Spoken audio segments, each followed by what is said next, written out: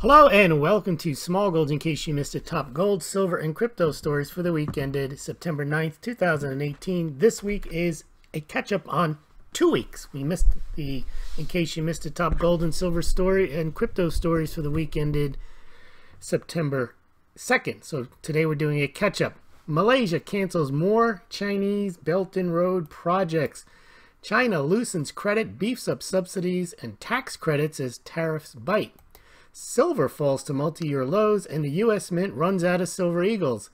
Indian gold imports spike. 2 lawyers leave Mueller's special counsel team, and Bruce Orr funneled Steele dossier information to current special counsel investigator Andrew Weissman. Yahoo Finance adds trading support for Bitcoin, Litecoin, Ethereum, and Dogecoin. CBOE is reported to will have launched an Ethereum's futures contract by the end of the year. An anonymous White House office staffer pens, or not sure if he's a staffer, but somebody who works at the White House, penned a New York Times op-ed upon the release of Woodward's book, Fear, and the Judge Kavanaugh hearings for the Supreme Court, for his seating on the Supreme Court, began during the week, and a grand jury has been impaneled in ex-FBI Director McCabe's case, and the most recent jobs reports show increasing jobs and wages. These are some of the stories we're going to be covering in today's wrap-up. Let's take a look at the markets. Well, during the week we issued, over the 2 weeks, remember we do a live stream each and every night at 8 o'clock Eastern Standard Time on YouTube, and we first covered a couple of weeks ago, is a cashless society really a threat to liberty, in 3 parts. The videos are all now on BitChute and YouTube, and you can also check them out on this Smaulgld site. Then we covered when are they going to ban Bitcoin and arrest everyone. We covered the Indian central bank now buying gold again for the first time since 2009. We also did a YouTube on the coming merger of cryptocurrencies, exchanges, e-commerce, and social media platforms. We also took a look at the gold-silver ratio, and we looked at some of the things going on in India besides gold, but the digitization of gold, the cryptocurrency that the central bank may also adopt. And we talked about their cash demonetization. We also took a look at August American Silver Eagle sales just before they stopped them in early September. And we took a look at silver's game changers. Silver going down to $14 an ounce. And we mentioned that Silver Eagle sold out as India stepped up its gold imports. We took a look at Kazakhstan's 70th month in a row of buying and adding gold to the reserves of that country. And we noticed a big uptick in gold buffalo sales. And we covered that just the other night. And last night we covered what are the largest silver stockpiles in the world. And we covered 3 such stockpiles, and we also laid rest to the myth that there is some type of silver hoard that JP Morgan holds. We've yet to see any evidence that JP Morgan holds any silver on its own behalf, any physical silver. You can check that out. All right, now the gold price, these are over the last 2 weeks. Gold has been relatively steady. It fell below 1,200, closed the week at 1196. 2 weeks ago, silver closed closer to $15 at 1477, and it's now at 1416. Let's get rid of that there. All right, now the gold-silver ratio has gone all the way up to 84, 85 to 1. A lot of people think that's unsustainable. They give you the old argument about relative rarity. Comes out of the ground at 10 to 1. It should be 16 to 1. All nonsense. Gold-silver ratio is what it is. For many reasons, relative rarity is not dispositive in determining the value of pretty much anything. 2 examples, always give them. My artwork, done 3 paintings. Picasso's artwork, far more numerous than mine, thousands of paintings. His are worth more. Platinum comes out of the ground 10 times, at a rate 10 times less than gold, and yet gold is more expensive. The fact that there may only be 10 times or 20 times the amount of silver as there is to gold is largely irrelevant to price. They're different metals, they have different uses. There's no reason to think that the gold-silver ratio needs to, has to, or will ever go to 16 to 1. And history has shown that it rarely is ever at that level. And if it ever plummets to that level, it generally ratchets right back up.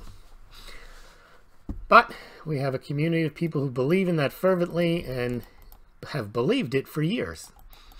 And it just keeps going up and up and up. All right. Now, a couple of things I do mention, just gold and silver are different metals. Wealthy couples give each other gold rings, not silver rings. Rappers flash gold, not silver. You win a gold medal, not a silver medal when you come in first. Central banks hold gold, not silver. This is not to denigrate silver, but to indicate why gold is valued more expensive. People say he's good as gold. They don't say he's as good as silver. Or he's worth his weight in gold, not worth his weight in silver. Or if you have a successful restaurant, it's a gold mine, not a silver mine. And silver indeed was pocket change. That is all you need to know. All right, again, I like silver. It's just I can understand why it's not valued 16 to 1, 9 to 1, or 1 to 1. All right, let's see what else happened during the week. Lots happened during the week, and we need to kind of go through it quickly because this is just supposed to be a wrap-up. We do more further analysis each and every night on particular gold and silver topics, and occasionally what's happening in the world. All right. None of this is that important for us to cover independently. One thing that did happen was interesting was Alex Jones went to these congressional hearings and he confronted a few people. And the upshot of all of it was, one of was Marco Rubio, was that he then posted the videos of him talking to CNN reporter Oliver Darcy, I think his name was, and Marco Rubio. And supposedly he also finally got banned from the last social media platform that he was on, was Twitter, due to his supposed harassing of people against their policies. Then we had these Kavanaugh hearings. Not much there. I mean, generally people are expecting Kavanaugh to get approved. They're trying to come up with a couple of things that may put the seed of doubt into Republican senators' minds, that maybe they might get a chance to flip a vote. But the most interesting thing was when Cory Booker decided he was going to release committee confidential documents having something to do with racial profiling that Kavanaugh had once written. And he made a big dramatic event out of that. He was going to release them anyway. And then he did release them. And then he claimed he was Spartacus as a result. And there were two problems with that. Was one, the committee had already cleared the documents for release. And two, there was nothing in the documents that was anything controversial. Kavanaugh indeed said that he did not believe in racial profiling. So I'm not sure what benefit Cory Booker got out of that I Spartacus stunt there. And there it says, confidential Kavanaugh emails posted by Booker were already cleared despite dramatic claim of defying the rules. I don't know, he thought he was going to get some mileage out of defying rules. Uh-oh, now this would have been in Moronica, but we've talked about Tesla and Elon Musk, and he's skating on thin ice here because the company has never been profitable. The company has had some high-profile issues with the cars crashing, not working properly, not meeting production quotas. He's had a contentious relationship with the investors, storming out of investor calls. And most recently, he was saying that the company was going to be net cash flow positive, and it wasn't. And then he released a tweet saying that he was going to take the company private. Funding was already backed up, and he set a price. So he's under a lot of scrutiny for erratic behavior. And then he goes on Joe Rogan to have a discussion. I didn't listen to it, but the big upshot was, and he should have realized this, was that he was drinking whiskey and smoking a marijuana / tobacco spliff there. And I'm not sure that helps his case as being stable. Had he been in charge of a marijuana company or something involved in perhaps an alcohol company, it might not seem unseemly for him to do that. But the fact that his judgment is already under question I would imagine he didn't give many of his investors a warm and fuzzy feeling smoking marijuana during a podcast with comedian Joe Rogan. And then he says, I'm not a regular smoker of weed, and then he takes a confused look at what he has just smoked. All right, let's see. Then a couple of weeks ago, some Trump candidates won in the Republican primaries, and it looks like Ron DeSantis, whom he endorsed, is going to be the Republican nominee against a guy named Gilliam. Gilliam, I think that's his name. All right. Also in the news, you have elections, not just the midterm elections in the U.S. You've got important elections in Sweden, in Brazil, contentious elections where far-right candidates are moving up in the polls. And this guy, Bolsonaro, he was stabbed at a event. He almost died, but apparently he was leading in the polls. I think he had 22% of the vote. The guy who was winning was in jail. He was the socialist candidate, and he's not only was winning in the polls, he was banned from running. So that put this other guy, this Bolsonaro, in first place. And I would think the fact that he survived an assassin's stabbing attack in public probably will give him an even bigger boost in the polls. So we'll see where all that turns out. We had the week-long McCain funeral and praise of him during the week. I think that that's now over. This was the issue with DeSantis and the guys running against. He said, the last thing we need to do is monkey this up by embracing a socialist agenda with a huge tax increase and bankrupting the state. And that was immediately derided as racist, and that was news for a few days that DeSantis had said such a thing. I think they're now on to investigating Gilliam's travel expenses. So there's going to be a lot of mudslung in that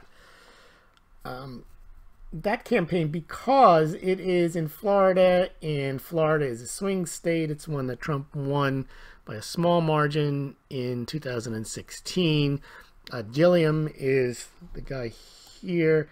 He is more of a Bernie Sanders, Ocasio-Cortez type candidate. This guy over here is more of a Trump style candidate. So it's basically, they're trying to say it's Trump versus Sanders. We'll see how that plays out in the fall. Trump has been on a lot about social media giants. We've heard a lot the last couple of weeks. He's saying they can't silence people. He says even if it means he doesn't want to silence people, even if you have to listen to CNN, fake news, and so on. And then he's complaining about Google search results. When you look up stuff under Trump news, he says that they're rigged, that the 96% of what you see is negative. And then Jack Dorsey and Sandberg. Dorsey is the head of Twitter. Sandberg is the head of, not the head of, I think she's the CFO. She's one of the top people at Facebook. They went to Congress, I think in the Senate, and they gave their, maybe it was the House, they gave their testimony, answered questions. Google did not show up, so that wasn't, didn't look good for Google. Let's see, what else happened? Facebook censored my column. Jim Jordan pointed out 100 senators and 435 reps, and only 4 get shadow bans, and they are his Freedom Caucus members, Getz colleagues, Meadows, Nunes, and Jordan. And Twitter says it's an algorithm glitch. What else? So that's basically it on the whole censorship thing. You have Alex Jones now finally off of Twitter. And the question is, how far does that go? Will there be more censoring? And what, if any, will the president do? Will there be executive actions? What, if anything, will the House, the Senate do in response to what they might have heard from Sandberg and Dorsey? It's very interesting to see. And again, they're claiming that a lot of this censorship has to do with the run-up to the midterm elections. Let's see what else. Then I ask here, when does Donald Trump start posting on alternative social media platforms? And I didn't get much of a response, but many people say never. Some people say one day. The alternative social media platforms have not received much of a... I mean, they've gone up, but they're nowhere near the reach of Twitter, Facebook, and Apple Podcasts. Well, that remains to be seen. You know, Facebook supplanted, what was that thing called? MySpace in pretty short period of time, maybe 6 months to a year. And that wasn't based on anything. That was just based on people preferred the new Facebook interface as to MySpace. We'll see if there's any type of shift away from these platforms. I would think that if you weren't being given the content that you wanted to see, that you would go elsewhere to see it. And that may be happening, that may not be happening. I think that maybe happens slowly then suddenly, because if you sign up to here 6 or 7 main accounts and they either don't show them to you or they get booted so you can see them, I would think you would go elsewhere. And I would also think that a company interested in making a profit would essentially give people what they want, other than giving people what they want if it's illegal stuff. But I think if people want to consume what might be deemed fake news, then that's what they want to see. And if they don't want to show it, then I would imagine people would go elsewhere to see what they want to see. So I think it's probably a mistake from a business perspective. It makes sense from a business perspective always to clean up your platform and not have threats going back and forth or just have it overtaken with spam. That makes sense. I mean, you can't just allow your platform to be inundated with just a bunch of garbage, because then no one will be able to see what they want. But to take down stuff that they don't like, that's probably bad business. All right, and again, we don't know what they're going to do. Trump hasn't said much about it in the last week, but 2 weeks ago he was hot on it. And they asked Kudlow, it says, what are you going to do about it? And he says, we'll let you know. It will be addressed one way or the other. But remains to be seen whether it's executive order, whether it's nothing. But here, Trump warns Google, Facebook, Twitter, what they're doing. They're treading on troubled water. Any type of lawsuit, unless they get some type of injunction, temporary restraining order, would be ineffective for the election. But who knows? It's just worth keeping an eye on. But he did spend a lot of time 2 weeks ago on complaining about Facebook, Twitter, and Google. He even put out a video showing that Google would advertise the State of the Union for Obama, and then when Trump became president, they didn't do it on their front page. All right, enough on censorship. I mean, you can read so much on that online. I don't have much to add on it other than indicating that it is a topic. And I don't think that impacts, though, the gold and silver and cryptocurrency markets, other than it highlights that censorship is available to large tech companies, and that could spill over into the money, because we have seen where Visa, MasterCard may censor, in a sense, people from accessing their funds, using their services, or Patreon, the same thing. And then you get down into the whole concept of these large networks being centrally controlled. They can indeed censor. So it does impact the gold and silver markets, because where your money flows can also be censored, not just your opinions or your ability to receive information. Could be your ability to receive payments.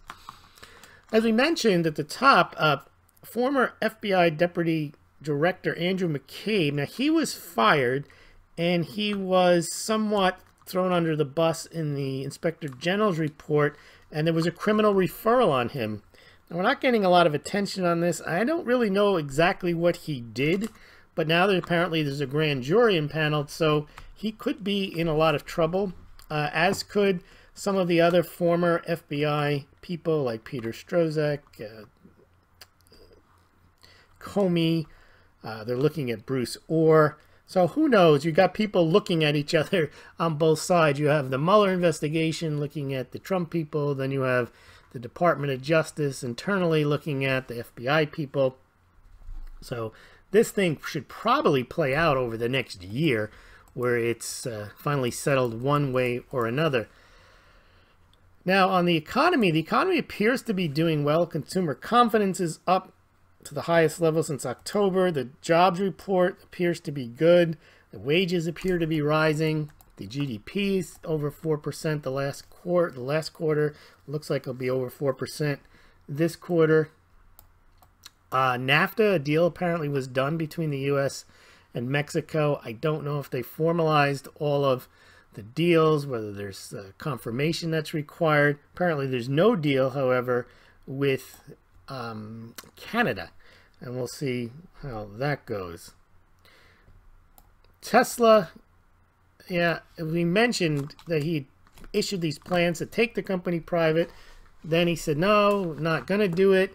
The real issue is whether he had violated SEC rules by releasing non-public information in that fashion.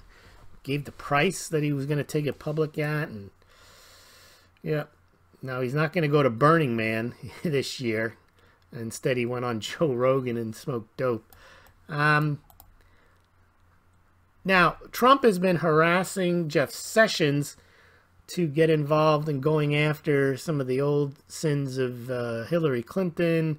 Wants him to go after Comey, McCabe, Strzok, Page, or so on. And Jeff Sessions has said, no, he's not going to be improperly influenced by political considerations. That's an ongoing feud there.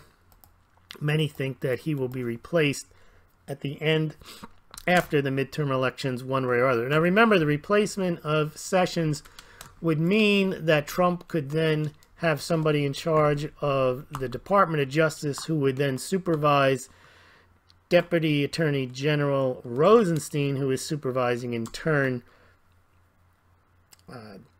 Special Counsel Robert Mueller, which could mean that the new Attorney General would fire Rosenstein or force Rosenstein to recuse himself because he'll be under investigation for having either having a conflict for having even working on the Mueller investigation, because one of the points in the Mueller investigation is that Trump obstructed justice by firing James Comey, but he did so partially on the advice of a written memo coming from Rod Rosenstein. So for that reason, he probably shouldn't be overseeing the Mueller investigation because they're directly looking into that particular circumstance, and he was a party in that circumstance. But also because he, on the other side, that's the Mueller looking into Trump, and on the Trump looking into the FBI, DOJ, Rosenstein signed the 4th FISA warrant, and there's investigations into whether the FISA warrants were properly vetted and whether they disclosed the proper information to the FISA court judges. So Rosenstein either has a conflict or he's under investigation, and therefore that would probably be the first thing that a new attorney general would do, would be to remove him from that position. And then you'd have to wonder whether either Mueller wraps up his investigation or whether he gets fired. I would imagine that Mueller is pretty much close to the end of his investigation, and that's the reason I think the two attorneys quit, is that they're no longer needed. I also think that there's going to be a Inspector General's report coming out covering the handling of the Russian investigation. Now remember, the Inspector General's report that came out in the handling of the Clinton investigation was very critical on how Comey handled himself in politicizing the Hillary Clinton investigation, coming out and making public statements. So that's why I believe that Mueller is not going to come out between now and the election with any type of statement. And also I believe he's probably going to wrap it up. I think he's referred some stuff to the Southern District of New York on the Trump Foundation, but I don't think he's got much left in his Russian investigation. They still have to sentence Flynn. They sentenced Papadopoulos for lying, 14 days. They still, I think, another Manafort trial, and then they still have to work. The Cohen stuff is not really Mueller's anymore. It's in the Southern District. That may linger on, and they'll have the New York attorney. That will carry on. But I think my guess is Mueller's essentially done. He'll write his report, release it after the midterm elections, and that'll be the last you hear of Mueller. But I think you'll have the carrying on of the New York attorney, the election finance stuff. That'll carry on. But the Russian stuff, I think, will end. At least Mueller versus Trump, probably in the coming months. I see, here's the other stuff. The Comey assurance, vast bulk of Weiner laptop emails were never examined. And this is something I think they are going to look at with a new attorney general, is what happened with, how did Comey actually read in a week when he announced that they were reopened the investigation into Hillary Clinton based on emails. And then they said a week later, oh yeah, there's nothing there. Lots of problems from a methodological point of view there. One, to come out and announce it. Two, to have sat on those emails for a month. And then three, a week later saying, yeah, nothing to see here. And then four, by his own admission, saying, well, we did it because we wanted to remove any taint that Hillary might have after she got elected. So we didn't want this to be an ongoing thing. So we just sped it up. And in a sense, he may have prevented her from getting elected because he actually threw the taint out there that week and then tried to remove it a week later. And it smelled fishy to objective observers because the IG report said, well, first of all, you don't come out and do that. It's unprecedented. And then it led people to think, how did you manage to look at everything in a week and make that determination? So, quite interesting. We'll see how it goes. Interesting, Trump's approval rating is still, it's subpar, but it's not really heading downward anymore. We'll have to follow this Bruce Orr. I don't want to get into all the different twists and turns of it, but in short, his wife, Nellie Orr, worked for Fusion GPS, and Fusion GPS is the company that hired Christopher Steele, the English spy who wrote the Steele dossier, that some of the information came from Russia. It was paid for through the Clinton campaign, through a law firm, and she worked at the company, his wife, and then they funneled the information to Orr, who then also apparently funneled it to Andrew Weissman, who at the time was at the FBI, I believe, and now he's working on the investigation. So it appears that Orr is the last person at the FBI still working there that hasn't been removed, and it's possible he has already spilled some beans on how things happen. You know, it's quite possible that this whole thing could end up with a indictment on both sides.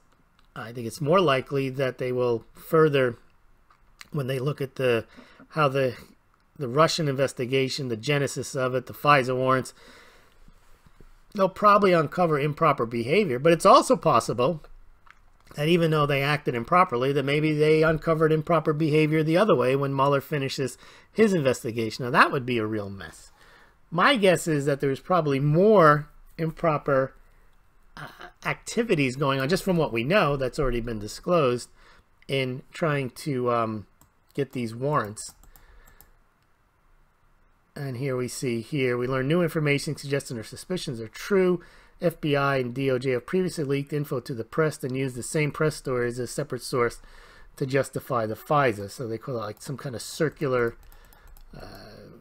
you come up with a fake source, then you put it in the news, and then you cite the news as buttressing the source, but the source itself is fake. It's not the best of evidence. And of course, now they're looking into Hillary Clinton, but I don't think that they are. All right, enough on this Lindsey Graham whistleblowers. We got to move on with Bruce Orr. Well, there was one big deal, as they said that CNN did report that Michael Cohen, they had a source, and it was through Bernstein, of Woodward Bernstein fame, of Watergate. They were all the president's men. They cracked what was happening in the case there. And Bernstein apparently had an anonymous source that said that Cohen was willing to testify and had knowledge, that Trump had knowledge of meetings with Russians at Trump Tower. And then it turned out his anonymous source was Lanny Davis, who is a former Clinton attorney and is now representing, you can't make this up, Cohen as, I don't know, as an attorney. I think he's more like his press guy. And then Lanny Davis, they let that story marinate for a couple of weeks, and Lanny Davis said, "Nah, I made a mistake. I didn't mean that. We have no evidence of that. Mike Cohen has no evidence of that being the case with Donald Trump." And then CNN hasn't retracted the story, and some suspect it's because they don't want to damage the reputation of Bernstein, so they're still standing by the story. And of course, Trump is screaming and yelling fake news. They say, "Make no mistake, Mr. President, CNN doesn't lie. We report the news, and we report when people in power tell lies. CNN stands by our reporting and our reporters. There may be fools in this story, but Carl Bernstein is not one of them." All right. Let's see. Got to move on from this. There's a lot of news, but the other thing, here's Giuliani, I guess it's an important note, is it says, "What are the odds that DOJ or Mueller have begun investigation of Bruce Orr violating 18 U.S.C. Section 208, that it's a federal felony unless he disclosed all the facts to the DOJ and has a written waiver." And that written waiver would be that her firm, his wife's firm, got paid part of the $1 million paid by the Clinton campaign, the DNC, to write the Steele dossier, which means if she worked at Fusion GPS, she received part of that money, and by connection to Bruce Orr being married to her, he benefited too. It's somewhat of a technical violation there, but nonetheless, I think it's a criminal violation. So that's what Giuliani is asking about. And so Bruce Orr in the news.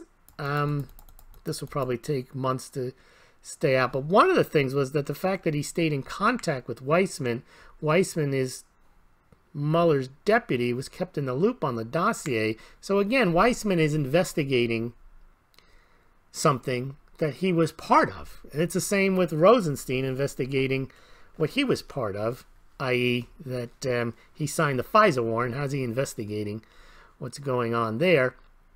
And the same thing here.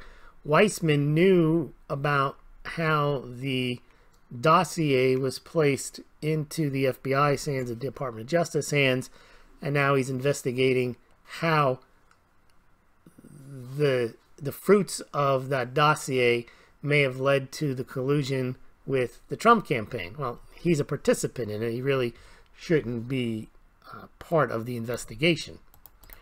And I would think that Mueller should remove him just because he's a witness in it, and you really can't prosecute on the basis or indict people on the basis of evidence given by somebody who is both the prosecuting part of the prosecution team and also someone who is an actor, or he's a witness to it, a witness and actor. So I asked, will Mueller fire Weissman? Most people know who Weissman is, and most people who might have known said no. I would think the obvious answer would be yes, not because it shows bias, it's just because he was involved in the transaction. We are spending too much time in this, but a lot happened, and it was 2 weeks. But I want everybody to be not caught off guard if there's new news. All right, then there was an anonymous piece in the New York Times that came out. And this one's very tricky because Rob Woodward wrote a book called Fear. The book came out, said there were people that thought that Trump was a moron, an idiot, and so on. And he named them by name, Mattis, Kelly. And they since denied that they said any of this stuff. But the idea is that the book is saying that the Trump White House is a mess and it's a constitutional crisis because we have a guy there who doesn't know what he's doing. Then, no coincidence, in the New York Times published an op-ed by someone who was anonymous, supposedly a senior White House official, no name, that also said that there's a bunch of us that are here. We're the part of the resistance. I don't want to give my name because I'd lose my job, and it's important for me to stay here and do my work. And this has got to end sometime, and I'm going to stay here and fight the good fight.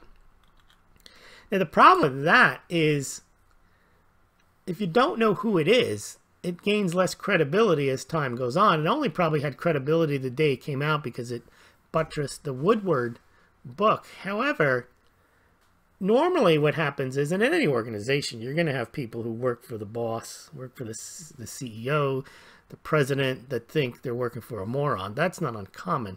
And generally what happens there is they quit and write a book. So, for example, David Stockman, I don't think he thought Reagan was a moron, but he thought Reagan had given in to politics.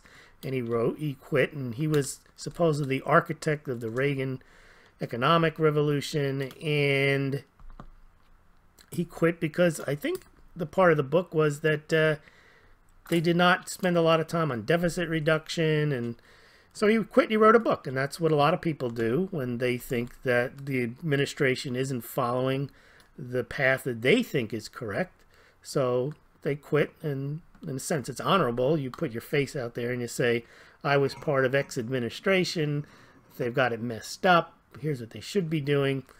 But to stay and to run interference is generally, I mean, Trump is calling it treason. I don't know if you go that far, but in a sense, it's your job is not to obstruct what the people have voted for, or if the CEO has got a mandate to spend X amount of money and you think the company shouldn't spend it on this, and you're going to try to obstruct it. That's not how to do it. You can quit and say, I don't like this. But so I don't know how far this thing is going to go. And there's some talk. Trump is saying that he wants the New York Times to give up the name. It's probably not a smart idea. Then he wants Sessions, good luck with that one, to do an investigation to find out who it is. But this is opening him to charges that he is authoritarian and so on. But I would imagine that any person in a position who finds out, and it could be false, it could just be there's nobody who's written this article, it's just fantasy, and since it's anonymous and the Times will never give up their source, they could have written it. But probably there is somebody there, and there's probably people there that are not impressed with the president and probably don't want him to succeed in what he wants to do, and they're trying to steer him in a different direction. And that's generally, in a sense, that is your job. If you work in the cabinet, you're not there to be yes men or yes women. You're there to provide advice, and you could vehemently disagree. But I think when you get to a point of disagreement where you're not happy, that's when you either tell the person that you're either going to, you can't work here anymore. You can't stand to see this happen, so you're going to quit and you're going to go public. And that's basically what the person should do, if indeed that person exists. All right. Now, the other big deal that may come out this coming week is there's been this big call to release the Carter Page FISA application and other key documents. Now, a reason I think that the Republicans are looking to do this is they've seen them. I think they've seen them in declassified, and they know that there's stuff in there that probably is unflattering to the Mueller team. And Trump has, I think, been playing that close to his chest. He complains about what's going on, but I think he actually knows what's in them as well, and he's just waiting for the moment to declassify them and release them. We'll see what happens there. All right, now into dollar collapse. Turkey has had it. They're going to join Venezuela and crush the dollar with a crypto. Yeah, Turkey lira plunged. All the foreign currencies, all of the, not foreign currencies, but the emerging market currencies are crumbling. Russian ruble falls. Turkey calls U.S. wild wolves, vows to abandon dollar in trade. Okay, good luck with that. Iranian rial hits record low. So not very good. And these are countries that have tried to buttress their currencies with gold. Hasn't succeeded. And there you go. End of dollar hegemony. Emerging market currencies hit another low. South Africa's had it. They're one of the BRICS. They're going to de-dollarize their currency, getting crushed. And the South African rand slumps, South African recession, ruble falling down, all the BRICS. A battered Trump may escalate U.S.-China trade war. Now what's happening there is I think they're going to add another 200 some odd billion into the mix of Chinese tariffs. China's not having a good time with this. We're going to get into that in a second. Munchkin, the Secretary of Treasury, says we're not looking to do harm to them. We're looking to protect their workers. But easily there's collateral damage there for sure. Trump wants to move ahead with $200 billion Chinese tariffs. And that'll probably happen. And no deal with Canada. All right. China extends Uyghur crackdown beyond its borders. Yeah. Gold back yuan. Now, they say the Chinese model is failing in Africa.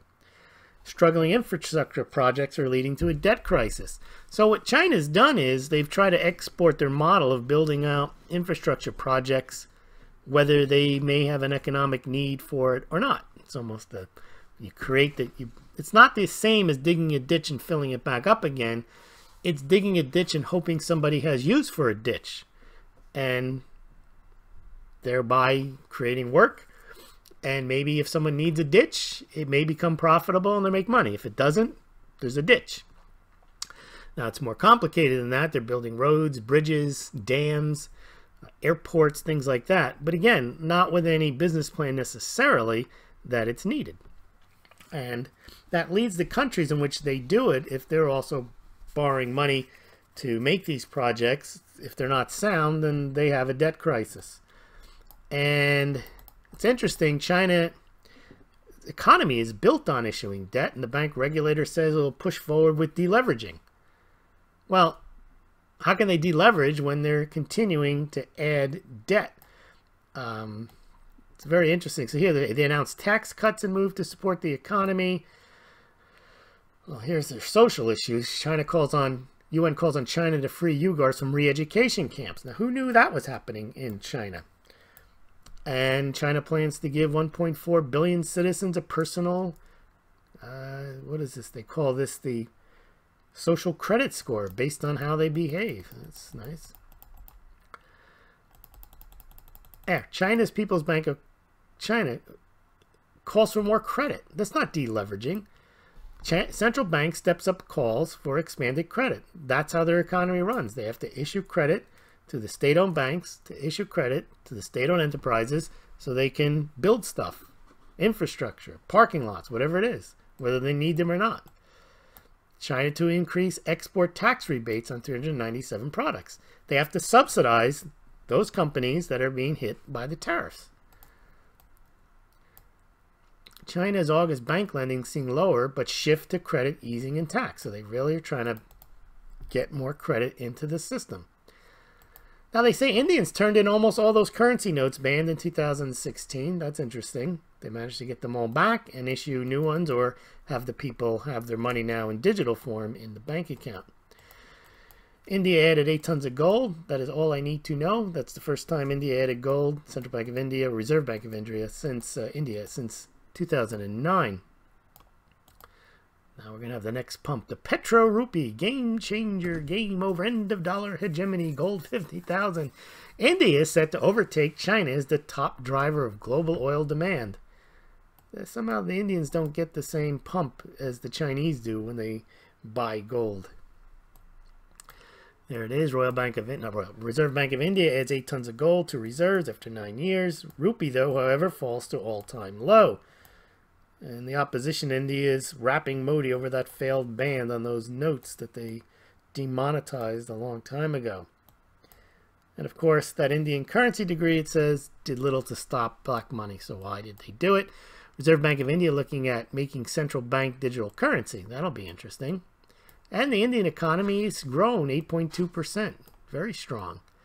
And Iran saying it takes 2 gold coins to rent an apartment. Clearly showing when you have a currency which is next to worthless, that gold is definitely, and silver, good to have. And Maduro says Venezuela is going to begin sell certificates backed by gold ingots. Good luck with that. There he is. He's going to pay them in gold bars. Will they even have it? All right, cryptocurrencies, briefly. Lots going on. Price had been rising all last couple of weeks, went up to 7,400 Bitcoin, and then one day it dropped $1,000, as you can see, really on no reason whatsoever. They claimed that it was something about Goldman Sachs saying they weren't going to do crypto trading plans. A couple of days later, they came out and said, no, we didn't say that. It's fake news. Never said they were doing it in the first place. But the interesting thing is, then the price didn't go back up $1,000. So who knows why Bitcoin, Litecoin, these things trade the way they do. This is Square gets a patent for cryptocurrency payment networks. My one observation on cryptocurrency is even during this price decline, lots of stuff going on in the space, patents, a lot of work on the Lightning Network, SegWit adoption, and so on. You've got these higher education courses and cryptocurrencies. It doesn't seem to be going away, like Yahoo adding buy-sell functionality on Litecoin, Bitcoin, Ethereum, and Dogecoin. You've still got, looks like Fidelity's interested in trading platforms, Coinbase, Fidelity quietly building a cryptocurrency exchange. So a lot going on. There's the Litecoin on Yahoo. You can buy, you can sell on there. Backed, that's that company with Microsoft. They want to store and trade Bitcoin with Starbucks to allow them to use or at least convert your crypto into fiat so you can spend it on coffee. Lots going on here. Japan's e-commerce giant unveils $2.4 million deal to acquire cryptocurrency exchange. We did long YouTube on that one, on the integration of social media, e-commerce, and cryptocurrency exchanges, how they can use the exchange to then purchase the goods on the e-commerce platforms. So lots going on in the crypto space. Price was going up a couple of weeks and then boom, straight down, 10x. These are cards where you load your cryptocurrencies and then you use them as credit cards, as debit cards at the merchant. The merchant doesn't even know. Doesn't matter. It's a way of integrating cryptocurrencies into the banking scene. Bitcoin adoption getting massive Lightning Network boost. So that's all happening. And then here you got the story, Bitcoin falls after Goldman reportedly drops crypto plans.